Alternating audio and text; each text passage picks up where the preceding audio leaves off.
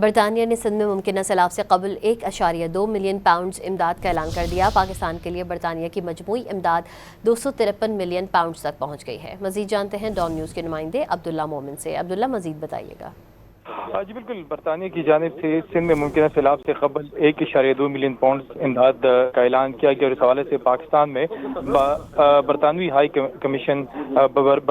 Commissioner Jane Marriott کی جانب سے بھی اعلان کیا گیا ہے کہ پاکستان کے لیے برطانیہ کی موجودہ امداد جو ہے وہ 2.53 ملین پاؤنڈ تک پہنچ گئی ہے، اور اس کے ساتھ ساتھ برطانوی امداد سے 4 لاکھ سے زائد افراد کو زندگی بچانے والی سہولت ملے گی، جبکہ سندھ میں غیر سرکاری تنظیموں کے ذریعے فوری اقدامات کیے جائیں گے، جبکہ سندھ حکومت کو انخلاء، وارننگ سسٹمز اور ضروری سامان بھی فراہم کیا گیا ہے۔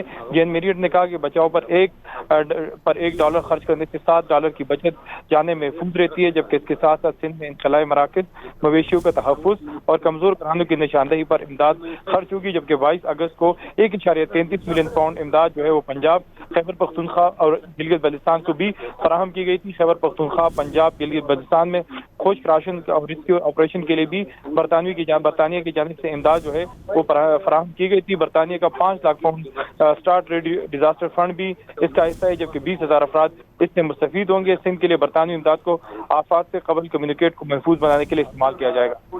عبداللہ مومن اپڈیٹ کر رہے تھے، آپ کا شکریہ۔